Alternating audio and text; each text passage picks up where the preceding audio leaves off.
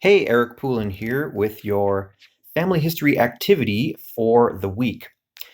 In the Family Tree app, which you can install either from the Google Play Store or the Apple App Store, you can download the Family Tree app and install it. Once you get used to how it works, and we've been using it for the last few weeks in some of these videos, you're going to find that you'll have some tasks that need to be accomplished.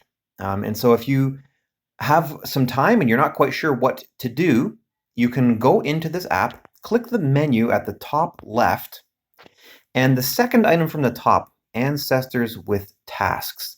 Go ahead and click on that, and most likely you're going to have a whole bunch of activities or actions that need to be taken for these various people. Obviously, the more work that you have done in Family Tree, the more likely you are to have some tasks that need to be completed. And these tasks range from temple ordinances that need to be printed or reserved or completed, to entering a little bit extra information if you have it available. Sometimes there's duplicate records, which is a pretty common issue with family history, and you need to merge these two records. But what I would recommend you to do is go ahead and try that again from the top menu. Select Ancestors with Tasks. See if you have any tasks that need to be done. Let's just go into one of them. I'm going to select the center of my screen here, Marie and Germaine. And in this case, I see that blue icon up at the top corner here. I'm just going to click on that and see what happened. What FamilySearch has done in this case is it's given me a record hint. So what Family Tree does, this is from FamilySearch.org, it automatically tries to pair records that have been made publicly available, in this case, the Canada Census from 1891. It's matched the information from that census to some of the information I already have for this individual, namely her name, likely her birth date and city. And what the app is asking me to do is to validate that this person from the census is in fact the same person that I have in my family tree. I'm going to move my head out of the way here. So it's asking us to validate, or asking me to validate, this information. And I'm just reading through it here.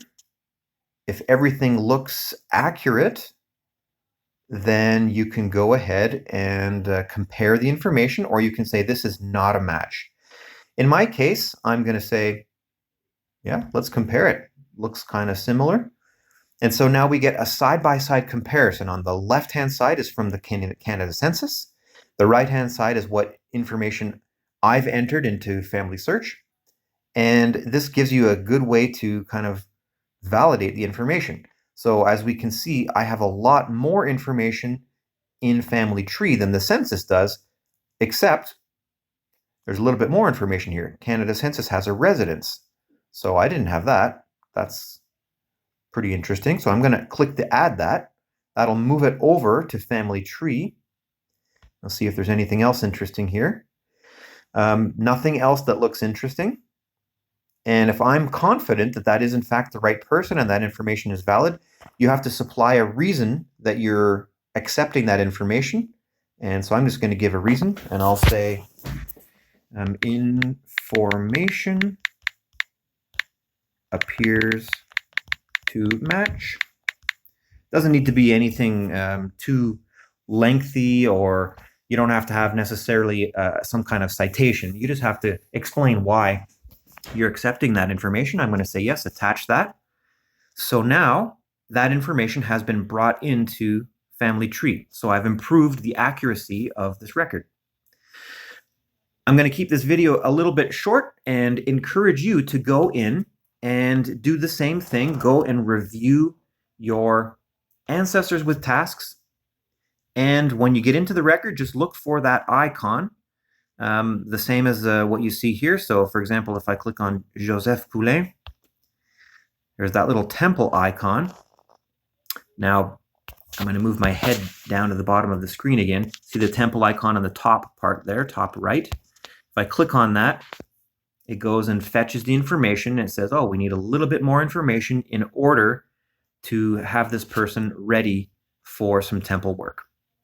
So there's lots of tasks that need to be done, a lot of cleanup, but the app is really smart in telling you what needs to be done so that you can have the records in tip-top shape.